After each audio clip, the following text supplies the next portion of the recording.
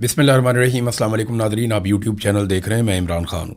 Nadreen, Switzerland बर्गनस्टॉक में मुज़ाकरात चल रहे थे। बड़ी ड्रामाई सूरत हाल पैदा हो गई और बड़ी परेशानी हमने देखी शहबाज शरीफ के चेहरे पे भी, और अमेरिकन को भी हमने परेशान देखा। और ईरानी जो हैं वो बाइकआउट करके चले गए एक तकरीब का, और उन्होंने कहा जी हम यहाँ से अभी जा रहे हैं। वॉकआउट किया उन्होंने अपनी वजूहात भी बताई हैं, और वो वजूहात बज़ाहिर जायज़ भी लगती हैं। हुआ क्या ये मैं आपको बता देता हूँ। एक तो सबसे पहले आप ये ध्यान में रखें कि ईरानी मरकज़ निगाह बने रहे, यानी जो आलमी मीडिया है उन्होंने ईरान को ज़्यादा रिपोर्ट किया। अमेरिकन जो हैं वो उस लेवल पे रिपोर्ट नहीं हो रहे। सारी नज़रें जो हैं वो ईरानियों की तरफ हैं कि वो क्या करते हैं, जैसे बॉल उनके कोर्ट में है। यानी वो जहाँ पे तस्वीर बनवानी थी, जिस जगह पे इकट्ठे होना था, उस हॉल में वो बाद में आए। पहले पाकिस्तान मौजूद था, अमेरिकन मौजूद थे, फिर वो बाद में आए। उन्होंने मीडिया पे खुशनुमा तस्वीर बनाने से भी गुरेज किया, बल्कि उन्होंने इनकार किया कि जनाब हम ये सेशन नहीं करेंगे, कि तस्वीर बनाना, साथ खड़े होना, तो इस किस्म की चीज़ों में हम नहीं जाएंगे। उन्होंने ये नहीं किया। फिर उन्होंने एक जो तर्ज अमल अपना दिखाया वो विक्टिम वाला था, कि जैसे उनके साथ ज़्यादती हो रही है और वो जुल्म का शिकार हो रहे हैं। तो ईरानियों ने वो तर्ज अमल विक्टिम वाला दिखाया। वो अपने जहाज़ के ऊपर भी मिनाब 168 लिख कर आए थे कि मिनाब स्कूल के अंदर उनकी 168 बच्चियां शहीद हो गई थी। फिर इसके अलावा जो हैंडशेक वाला मौका है वो भी नहीं दिया उन्होंने अमेरिकन को। यानी वो आए और उन्होंने आकर शहबाज शरीफ से इराकची ने बात की और वो मुड़कर वापस चले गए। अगर आप वो वीडियो देखें तो आपको नज़र आएगा कि इराकची आते हैं अपने लोगों के साथ, वफद पीछे खड़ा रह जाता है उस हॉल के अंदर, अमेरिकन एक तरफ खड़े हैं, पाकिस्तानी बीच में खड़े हैं, फील्ड मार्शल और शहबाज शरीफ वहाँ पे खड़े हुए थे, और उनके पीछे मोहसिन नकवी भी थे। तो यहाँ से इराकची चलते हुए शहबाज शरीफ के पास आते हैं, दो चार जुमले बोलते हैं। शहबाज शरीफ साहब उन्हें इशारा करते हैं, वो रुकना चाहते हैं लेकिन वो रुकते नहीं, वापस मुड़ के चले जाते हैं। इसको वॉकआउट कहा जा रहा है। फिर फौरी तौर पर शहबाज शरीफ मोहसिन नकवी को उनके पीछे रवाना करते हैं बातचीत मनवाने के लिए। अब ये हो क्यों रहा है, इसके पीछे ना कुछ रीजंस हैं, वो ईरान ने बयान भी कर दिए। और ये खबरें भी आ रही हैं कि ईरान इन मुज़ाकरात को नॉर्मल तरीके से इसलिए नहीं ले रहा कि हालात नॉर्मल नहीं है और इसराइल लगातार अटैक कर रहा है और मुआहदे की खिलाफ वर्जी कर रहा है। देखिए, एक बात हमें ज़हन में रखनी पड़ेगी कि अमेरिका और ईरान के बीच में मुआहदा हुआ, कतर और पाकिस्तान ने करवाया। इसमें कहीं पर भी कोई किरदार इसराइल का नहीं है, वो इस मुआहदे का हिस्सा नहीं है, वो अमरीका का इत्तहादी है, और उसमें अमेरिका रिस्पॉन्सिबिलिटी लेगा जो भी इसराइल करेगा। अब ईरान ये कहता है कि वो लगातार लबनान में कत्लेआम कर रहे हैं, तो ये एक बहुत बड़ी खिलाफ वर्जी है। दूसरा, वो अमेरिका में जो डोनाल्ड ट्रंप ने एक इंटरव्यू देकर आग लगा दी, उससे वो लोग बहुत गुस्से में, और उन्होंने उसके ऊपर एक रद्दमल भी दिया। अल जज़ीरा इसको कैसे रिपोर्ट करता है, अगर ये आप देखें तो जो कुछ कल के दिन में हुआ, क्योंकि यहाँ पे तो रात बाद में होती है, यूरोप में, बरतानिया में, पाकिस्तान में बहुत जल्दी रात हो जाती है। तो रात भर जो यहाँ पे होता रहा वो मैं आपको बता देता हूँ कि यहाँ पे बर्गनस्टॉक में मुज़ाकरात का एक दौर हुआ है, और उसके बारे में जो ईरानी डेलीगेशन है उसके एक मेंबर ने ये बताया मीडिया को कि जो आज हमारी बातचीत हुई है वो दो चीज़ों पे हुई है। नंबर एक, कि हमारी जो एक बातचीत हुई है वो जो एसेट हमारे फ्रीज़ किए गए हैं या हमारे असासे मुंजमद हैं उन्हें खुलवाने के हवाले से, और दूसरी जो तेल की हमारी बरामद के ऊपर या जो तेल हम दुनिया को बेचते हैं उसके ऊपर जो पाबंदियां हैं उनमें रिलीफ के हवाले से हमारी बातचीत हुई है। तो इन दो चीज़ों पे वो कहते हैं जी हमारी बातचीत हुई। लेकिन उसके बाद फिर उन्होंने डोनाल्ड ट्रंप ने जो स्टेटमेंट दिया बहुत सख्त, उसके ऊपर रद्दमल दिया और ये कहा कि डोनाल्ड ट्रंप को ऐसे बयानात नहीं देने चाहिए, और ईरान की जानिब से बड़े सख्त बयानात भी आए। इस बयान के बदले में ईरान ने फौरी तौर पर अपनी फौज को तैयार रहने का हुक्म भी जारी कर दिया है। डोनाल्ड ट्रंप ने कहा कि we shall hit Iran very hard again, हम ईरान को बहुत बुरी तरह दोबारा मारेंगे, if they don't immediately stop their highly paid proxies in Lebanon from causing trouble, कि अगर वो लबनान के अंदर अपने बहुत सारा जो उन्होंने खर्चा करके अपनी प्रॉक्सीज बनाई हुई हैं लबनान में, उन्हें प्रॉब्लम पैदा करने से नहीं रोकता ईरान, तो फिर हम ईरान को दोबारा से बहुत बुरी तरह मारेंगे, ये डोनाल्ड ट्रंप ने कहा। दूसरी तरफ जनाब उन्होंने कहा जी हम तो, हमें परवाह नहीं है डोनाल्ड ट्रंप की किसी भी धमकी की, और अमेरिकन थ्रेट्स को हम कुछ नहीं जुती थे लिखने। ईरानियों ने इस तरह बात की। उन्होंने अपनी फ़ौज को लड़ाई लड़ने के लिए तैयार रहने का हुक्म दिया, और उन्होंने कहा जी देखी जाएगी। अब इसराइल जो है वो गज़ा के अंदर भी लगातार कत्लेआम कर रहा है और लबनान के अंदर भी कत्लेआम कर रहा है। दूसरी जानिब इसराइल ने कुछ दिन पहले, जिस पे अमेरिका में और यूरोप में बहुत शोर मच गया था, ये ब्यूफोर्ट कैसल है, वहाँ पे एक किला है बहुत बड़ा और बड़ा यादगार किला है लबनान में। उस पूरे एरिया पे इसराइल ने कब्जा कर लिया था अपनी फौज के जरिए से। अब ये कब्जा उन्हें छोड़ना था इस मुआहदे के मुताबिक, लेकिन इसराइल ने कहा जी हम इस जगह को खाली नहीं करेंगे और हम इस जगह से पीछे नहीं हटेंगे। तो इसराइल मुज़ाकरात को तबाह करना चाहता है। ये बात जो ईरानी वफद है उनके लोगों ने स्विट्ज़रलैंड में मीडिया के लोगों से ऑफ द रिकॉर्ड बातचीत करते हुए कही। उन्होंने कहा जी एक तो ये इसराइल मुज़ाकरात को तबाह करना चाहता है और जिन लोगों से हम मुज़ाकरात कर रहे हैं यानी अमेरिकन से, तो हम बहुत मोहतात रहेंगे, ये काबिल एतबार लोग नहीं हैं।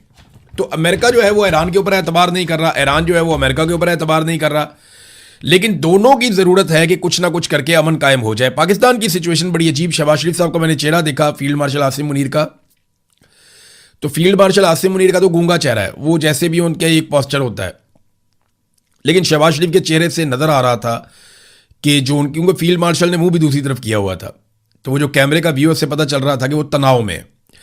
शहबाज शरीफ साहब परेशान है। देखिए पाकिस्तान की पूरी कोशिश है कि अमरीकी पाकिस्तान से किसी सूरत भी नाराज़ ना हो और उनकी पसंद का एक मुआहदा तय पा जाए। देखिए इससे 3 फ़ायदे होंगे पाकिस्तान को भी और दुनिया को भी। अगर अमरीकी नाराज़ नहीं होते पाकिस्तान से और यह मुआहदा तय पा जाता है, जो पाकिस्तान की पूरी कोशिश है, पाकिस्तानी चाहते हैं कि वो नाराज़ ना हो। शहबाज शरीफ ने यानी सालसी तो अपनी जगह जो पॉलिसी की है इस बीच में कमाल की है। डोनाल्ड ट्रंप की गैर मौजूदगी में ज़मीन आसमान के कलाबे मिलाए, उनकी तारीफ़ें की। फील्ड मार्शल आसिम मुनीर की बहुत तारीफ़ें की शहबाज शरीफ ने, गेम उठा के रखी है। लेकिन मैं आपको ये बता रहा हूँ कि अगर ये कामयाबी होती है और एक मुआहदा हो जाता है, चाहे अमेरिका को उसमें कुछ मिल जाए, चाहे ईरान को मिल जाए, तो उसमें 3 चीज़ें होगी। एक तो पाकिस्तान को आलमी सतह पर कुछ पजीराई मिल जाएगी। नंबर 2, ट्रंप और अमरीकी एस्टेब्लिशमेंट जो है वो मौजूदा सरकार से मज़ीद खुश हो जाएगी, यानी आसिम मुनीर से और शहबाज शरीफ से, और अमन आने की वजह से खित्ते की सूरत हाल बेहतर हो जाएगी, यानी फ़ायदा होगा उन मुल्कों को जो इस खित्ते के अंदर मौजूद हैं। तो ये 2-3 चीज़ें पाकिस्तान के लिए इंपॉर्टेंट हैं। पाकिस्तान की सरकार के लिए बहुत अहम है कि वो कुछ भी करके डोनाल्ड ट्रंप को और अमेरिका की एस्टेब्लिशमेंट को जितना हो सकता है वो खुश रखे। और अमेरिकन भी ये जानते हैं कि ईरानियों को मनाने के लिए पाकिस्तानियों को अपने हाथ में उन्हें रखना पड़ेगा। पाकिस्तान इस खित्ते के प्लेयर्स में से एक है और वो एक ऐसा रास्ता है जहाँ पे ईरान के साथ बातचीत की जा सकती है, क्योंकि कतर पे भी ईरान ने बम मारे हुए हैं और कतर की जो अमरीकी बेसिस हैं वहाँ से अमेरिका ने ईरान के ऊपर भी बम मारे हुए हैं। तो वहाँ पे एक तलखी मौजूद थी, लेकिन पाकिस्तान के साथ नहीं थी।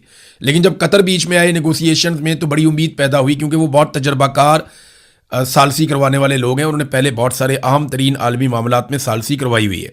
अब जनाब शहबाज शरीफ साहब ने चुक के रखी गेम, जेडी वेंस की भी, फील्ड मार्शल की भी, डोनाल्ड ट्रंप की भी, वो तो कोई मौका हाथ से जाने नहीं देते शहबाज शरीफ साहब। तो जेडी वेंस ने भी फील्ड मार्शल की दबा के तारीफें की। जेडी वेंस ने कहा कि मेरी गुज़िश्ता 3 माह में अपनी बीवी से भी ज़्यादा आसिम मुनीर साहब से बातचीत हुई है।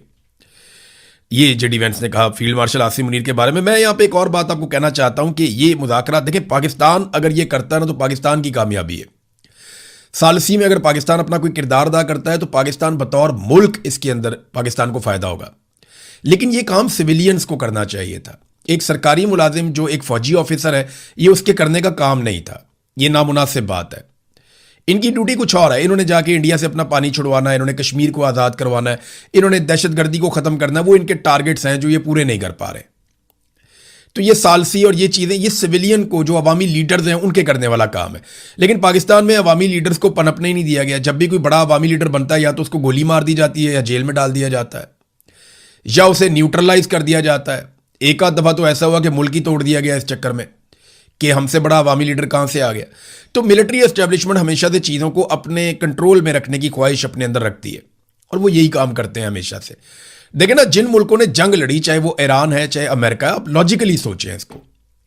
मैं ये नहीं कह रहा कि कोई बाइस्ड होकर बात करें, मैं आपको साफ बात कह रहा हूँ कि अपने दिमाग से सोचें आप कि अमेरिका ने ये जंग लड़ी, उसके फौजियों ने ये जंग लड़ी, ईरान ने ये जंग लड़ी, उसके फौजियों ने ये जंग लड़ी, कतर के ऊपर बम गिरे, कतर ने वापस वहां से मारे भी, उन्होंने अपने इंटरसेप्टर भी चलाए, लेकिन इन तमाम मुल्कों में से किसी का भी आर्मी चीफ नहीं आया।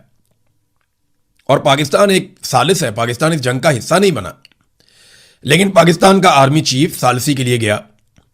ये काम सिविलियंस के करने का है।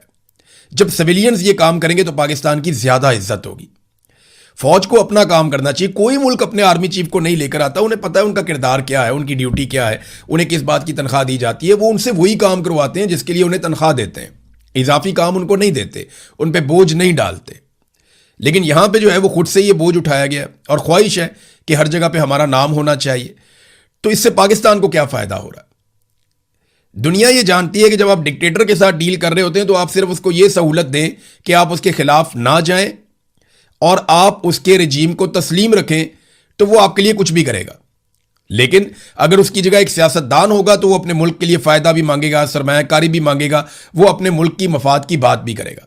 डिक्टेटर हमेशा अपने ज़ाती मफाद की बात करेगा क्योंकि वो गैर कानूनी तौर से आकर बैठा होता है और उसके ऊपर कोई इखलाकी जवाज़ नहीं होता, उसके बैठने का इखलाकी कानूनी आईनी जवाज़ नहीं होता। लिहाजा वो सारा कुछ करने के लिए तैयार हो जाता है जो उसको मालिकान कहते हैं। सियासतदान ऐसा नहीं होता, उसमें इतनी फ्लेक्सिबिलिटी नहीं होती, वो अच्छी डील कर सकता है इसलिए कि वो लेजिटिमेट होता है। तो ये काम सिविलियंस को करना चाहिए था, चाहे सिविलियन हुकूमत जो है वो चाहे जाली सही, लेकिन इसके बावजूद सिविलियन हुकूमत को ही ये काम करना चाहिए था। नादरीन, ईरान जो लड़ाई मैदान में नहीं हारा वो लड़ाई टेबल पे भी नहीं हारेगा, ये मैंने आपको पहले कहा था और बहुत सारे और लोग भी ये कह रहे थे।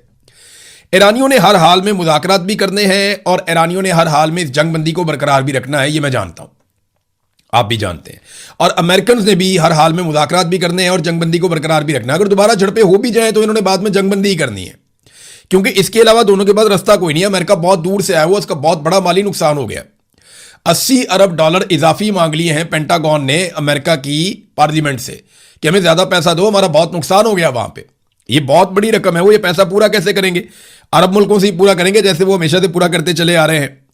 बहरहाल उम्मीद है कि पाकिस्तान मुआहदा करवा पाएगा, कतर मुआहदा करवा पाएगा। ईरान और अमेरिका को दोनों को इस वक्त मजबूत ऑप्टिक्स चाहिए, वो दोनों कमज़ोर नहीं दिखना चाहते। फिर लेकिन दोनों को जो है अमन की ज़रूरत भी है, ये भी बात एक हकीकत है। ईरान जो है वो दबाव बढ़ाकर मुज़ाकरात को थोड़ा सा लंबा करेगा और उसकी कोशिश होगी कि शराइत पर अमल दरामद करवाए, ख़ासतौर पर जो लबनान के अंदर हमास के ऊपर जो हमले हुए हैं, लबनान में हिजबुल्लाह पे और हमास के ऊपर जो अटैक हो रहे हैं लगातार, वो कोशिश करेगा इस हवाले से अमेरिका की जानिब से और बाकी ममालिक की जानिब से इसराइल को एक शट अप कॉल मिले, या कम से कम इसराइल को हमारे सामने अकेला छोड़ दिया जाए, फिर हम जाने और इसराइल जाने। तो ईरान इस नहज पे ले जाने की कोशिश करेगा, लेकिन डोनाल्ड ट्रंप ने दोबारा से थोड़ी इसराइल की साइड ली है और दबा कर ली है। नाज़रीन, पाकिस्तान ने और कतर ने कुछ रिपोर्ट्स के मुताबिक, और ये आलमी मीडिया में छपी हैं, इन रिपोर्ट्स के मुताबिक पाकिस्तान ने और कतर ने डोनाल्ड ट्रंप से ऑफ द रिकॉर्ड एक गुजारिश की है, दोनों ममालिक ने, कि आप थोड़ी नरमी इख्तियार करें अपने इंटरव्यूज़ के अंदर या अपने बयानात के अंदर, क्योंकि अभी मुज़ाकरात चल रहे हैं। यहाँ पे आप स्टेटमेंट दे देते हैं कि मैं उसको तबाह बर्बाद कर दूंगा, मैं उसको बहुत ज़्यादा मारूंगा अगर उसने ये ना किया, अगर उसने वो ना किया, अगर वो अपना हुरमस नहीं खोलेगा तो मुझे कुलवानी आती है, यहाँ से जो टैक्स लूँगा वो अमेरिका का होगा, वो ईरान का नहीं हो। जब आप ये स्टेटमेंट देते हैं और जो चीज़ें लिखी हुई हैं उनसे कंट्राडिक्ट करते हैं, आपके स्टेटमेंट उनके मुतजाद होते हैं, तो फिर मामलात के अंदर कटाई पैदा होती है। तो पाकिस्तान ने और कतर ने बिल्कुल जायज़ एक मुतालबा किया है डोनाल्ड ट्रंप से कि जनाब आप ऐसा ना करें। अब आ जाए नाजरीन, पाकिस्तान के अंदर 2-3 खबरें हैं बड़ी इंपॉर्टेंट। नंबर 1 तो ये कि जो अवामी जॉइंट एक्शन कमेटी है उन्होंने कुछ फैसले किए हैं, वो मैं आपके सामने रख देता हूँ। इन्होंने एक एलामिया जारी किया है। इनकी एक मीटिंग हुई जॉइंट अवामी एक्शन कमेटी की 21 जून 2026 को, कल के दिन। तो उसमें चंद चीज़ें सामने आई। नंबर 1 ये, जम्मू कश्मीर जॉइंट अवामी एक्शन कमेटी 5 जून से अब तक हर तरह के जुल्म, जबर और शहादतों, गिरफ्तारियों, जख्मियों के बावजूद अवामी हकूक़ के लिए तारीख साथ जदोजहद करने पर आज़ाद कश्मीर भर के अवाम, ख़वातीन, बच्चों, ओवरसीज़ कश्मीरी अवाम को खराज तहसीन पेश करती है और आज़ाद जम्मू कश्मीर भर के ताजरान, ट्रांसपोर्टर्स को तारीख साथ लॉकडाउन पर खराज तहसीन पेश करती है और इस उम्मीद का इजहार और अपील करती है कि जुमला अवामुन्नास इस जिद्दोजहद को, तहरीक को कामयाबी तक जारी और सारी रखेंगे। नंबर 2, उन्होंने मौजूदा सूरत हाल पर पुरअमन हल निकालने के लिए किरदार अदा करने वाले जुमला वफूद बशमूल आज़ाद जम्मू कश्मीर बार कौंसल, ज़िलई बार एसोसिएशन, उलमा इकराम, सहाफ़ी हजरात, सियासी और समाजी कारकुनान, अमन जिरगा, कारोबारी शख्सियात समेत जितनी एसोसिएशन हैं और बाकी तमाम लोगों को उन्होंने मुस्बत अदा करने पर शुक्रिया अदा किया, मुस्बत किरदार जो अदा कर रहे हैं, और वो चाहते हैं कि मसला बातचीत के ज़रिए से हल हो। साथ ही उन्होंने कहा कि आइंदा भी जो कोशिशें की जाएंगी हम उसके अंदर मुस्बत कोशिशों को खैर मकदम करेंगे। फिर उन्होंने तीसरे नुक्ते में बताया कि हमारी जद्दोजहद मुकम्मल तौर पर पुरअमन है, अपने बुनियादी हकूक़ के हुसूल के लिए है, किसी मुल्क या इदारे के खिलाफ हमारी किसी किस्म की मुहिम जोई नहीं है। पाकिस्तान के कुछ मीडिया चैनल्स के जरिए इस जद्दोजहद को दहशतगर्दी या पाकिस्तान के खिलाफ करार देना सरासर गलत बयानिया है जिसको हम मुस्तरद करते हैं। पाकिस्तानी अवाम पर वादे करते हैं कि जम्मू कश्मीर जॉइंट अवामी एक्शन कमेटी पाकिस्तान और पाकिस्तानी अवाम की बका और सलामती के लिए दुआगो है। ताहम पाकिस्तानी हुक्मरानों की हमारे हकूक़ के बारे में पॉलिसीज़ को तनकीद का निशाना बनाना हमारा और पाकिस्तानी अवाम का मुश्तरका हक है।